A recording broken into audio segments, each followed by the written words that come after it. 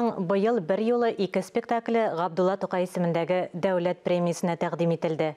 Әни өчен обага алмасы ашы була спектаклі Тукай бүләгенә лайык икәнен Шоллы театрына барып, хәбәрчебез Мөршидә Җиһан ачыклап кайтты. Кирәк миңа мондый дәүләтнең паспорты. Мин үзем дәүләт. Тарихка кіріп қалырлық әсәрлер күнде туып тұрмый. Обаға алмасы ашы бұл әсәріне де ұйытқы салынғанға 2 дистәгә яқын вақыт узып киткен. Журналист Рауил Сабыр Әгерҗе районында гайри табигый хәлгә юлыга. Девятирна авылында 85 яшына җитеп беренче тапкыр паспорт алган сугыш ветераны Муллаҗан Галләмов белән очраша. Иҗат кешеләре өчен мондый очрак хәзинәгә тиң. Шуңа күрә язучы күңелендә фикри инкыйлаб башлана һәм читлеген тарсынып иреккә юл ала. Өстәвенә ул елларда драма әсәрләре язучылар өчен махсус конкурс гамәлгә куела. Әмма Рауилнең абагасына ул елны урын бирелми.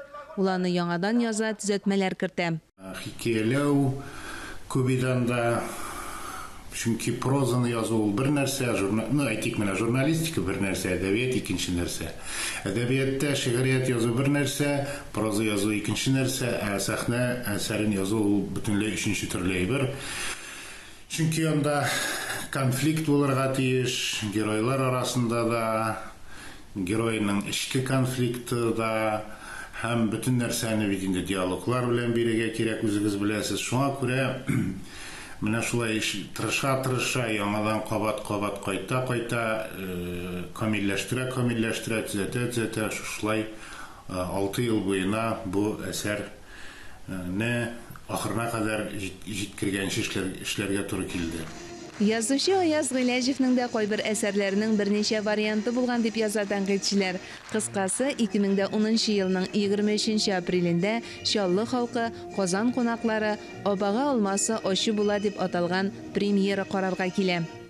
Зур драматургыбыз Туфан абый Миңнуллин ничектер мине якын итә иде, үз итә иде. Ул минем бу пьесаны укып карагач әйтте: "Эх, нишләп мин менә шушындый идея минем башка килмәде икән ди. Мин дә моны яза алган булыр идем бит" диде ул. Һәм үзенең фикерләрен әйтте, үзенең тәкъдимнәрен әйтте, кайберләрен мин әлбәттә кабул иттем, кайберләрен юк. Фикер тәкъдимнәр спектакльне сәхнәләштергән режиссер Фаил Ибраһимовның да күп була. Театр бөек җиңүнең 65 еллыгына җитди тема белән килергә тиеш дип янып йөргән чаклары җирле хакимияттә ярдәм кулы сузган. Әнә шулай күмәк көч белән тамашачыны 2 сәгать буена әсир итеп тоткан тирән эчтәлекле спектакль Шоллы театрының репертуарына керә. Әнә бу безнең Аллаһ каргаган дәүләттә иманым камил. Абаганың шешәген түгел. Шул шешәктән өлгергән алмасын тапсаң да, ул авызга каба алмаслык ашы булыр иде.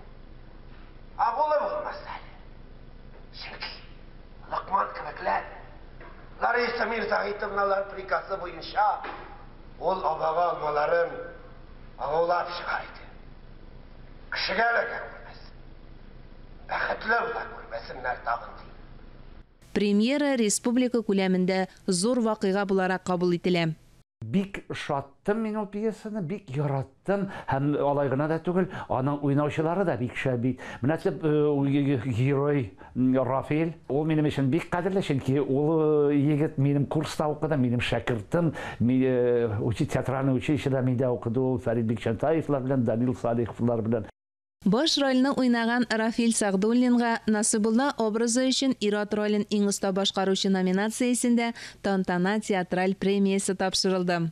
Спектакль буенча мин уйнаган Насыбулла карт бер капчык ун урлады дип нахакка рәнҗетелеп 10 елга төрмәгә җибәрелә.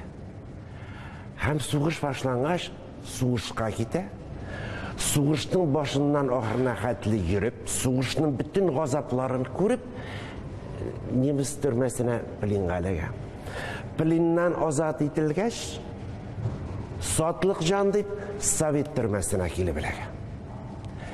Бу төрмәдән чыкканнан соң гомер буе сатлык җан тамгасы күтәреп йөри. Бу менә сугыш афәтләре дибез. Сугышта бит бүтән кешедә Александр Матросов булмаган. Гап-гади кешеләр сугышкан. Аларның бит барысы да теге коммунизм өчен, Бөек Сталин өчен дип тә сугышмаган. Минем героем Насыйбулла хат спектакльдә әйтә, мин ди туган авылым өчен, әнием өчен, туганнарым өчен сугыштым ди. Менә һәм ул менә тыныч тормышта бик рәнҗетелеп яши, кешеләр белән аралашудан туктый, кешеләргә ышанышы бетә. Һәм спектакльнең иң тирән мәгънәсе минемчә хәтер турында. Бездә хәтер югалмасын иде. Бер-беребезгә мәрхәмәтлерәк булыйк иде. Бер-беребезне рәнҗетмик иде. Сугышлар булмасын иде дигән әйберне күтәреп чыга. Хәтерләсәгез, шул ук сүзләрне 1976 елда Әлдермештән Әлмәндәр әйткән иде. Менә шушы дөньяны рәтләп бетереп булсын иде. Сугышлар булмасын иде. Сүз дә юк, Әлдермештән Әлмәндәр спектакле кабатланмас. Әлдермештән Әлмәндәр турында, пьеса турында мин һәр вакыт әйтәм. Ул кабатланмас нәрсә. Кабатланмас. Аның авторы да, режиссеры да, уйнаган артистлар да менә мәңгелек. Әйтәсем килә спектакль. Күрәсең, шушы ук югарлыкка ирешкәне өчен тамашачылар һәм театр белгечләре Насыйбулланы Әлмәндәргә охшата. Әлмәндәр белән Насыйбулланы чагыштыру, беләсезме, ул ни өчен килеп чыга? Чөнки сәхнәдә спектакльнең башыннан азагына хәтле төп герой шул 90 яшьләр тирәсендәге бабай. Монда инде параллельсез гомумән булмыйдыр. Ләкин аның тагын бер ягы бар. Менә шушы Насыйбулланы ролен башкара торган безнең артистыбыз, Татарстанның атказанган артисты Рафил Сәгъдуллин. Ул аны шул хәтле жанын биреп, йөрәген биреп, шул хәтле бу бабайны яратып, үз героен яратып, шул хәтле шәп иттереп уйный бу рольдә. Аны хәтта әйтәләр, татар йөрәгенә менә шул хәтле якын образны Шәүкәт Биктимировның Әлмәндәреннән соң бары тик Шаллыдагы артист менә Рафил Сәгъдуллин гына шундый образ тудыра алды сәхнәдә диләр. Ягъни бу образны Рафил Сәгъдуллин тудырган Насыйбулла образын Шәүкәт Биктимировның Әлмәндәре белән үлчәп карыйлар. Һәм бу миңа калса бик зур казаныш. Ol ölmüşə, min ölməyim hələ. Төрле буын тамашашы килә. Менә мин аралашам, алар минем белән аралашалар. Шул ук яшьләр дә, шул ук олылар да спектакльне караганнан соң бик нык уйланалар. Спектакльнең үзенең юморы да бар, газап хәсрәтләрне дә ул күрсәтә. Әмма ләкин һәркем шушы спектакльне караганнан соң каядыр үзенең туганын күрә, кемдер үзенең бабасын күрә. Ул бит сугыш кытышкыч әйбер. Һәм ул һәр гаиләгә кагылган афәт турында. Әсәрнең бийеклеге менә шул. Һәм без бүгенге заман кешеләре менә шул кытышкыч мәхшәрдә булган кешеләрнең батырлыгын онытмасак иде. Хәтеребез югалмасын иде. Шул турда спектакль. Тукай әйткән бит, әнигәсен бу дөньяда тәнгә монша җанга юк дигән бит. Җанга монша һәр вакытта да кирәк булачак. Менә бүгенге көндә монша инде театр бит. Рәхәтләнеп килсен, күңел юшкыннарын җуып җибәрсен, җылап талсын. Җылау тоже шулай ук файдалы әйбер медицинада врачлар да әйтә. Кеше чисталырга тиеш. Әлбәттә күп көч салган Фаил, ул шәп режиссер, мин аны бик яратам.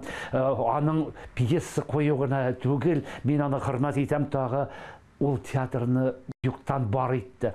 Шуңа күрә мин аларга бик зур уңышлар телим, Тукай премиясы насыйп булсын дим. Чөнки Фаил да, Рафил да, Равил Сабыр да, бөтенесе дә минем якын дусларым, мин алар өчен бик җан атам, уңышлар телик. Мөршидә Җиһан, Таһир Хәсәнов, Татарстан яңалыклары.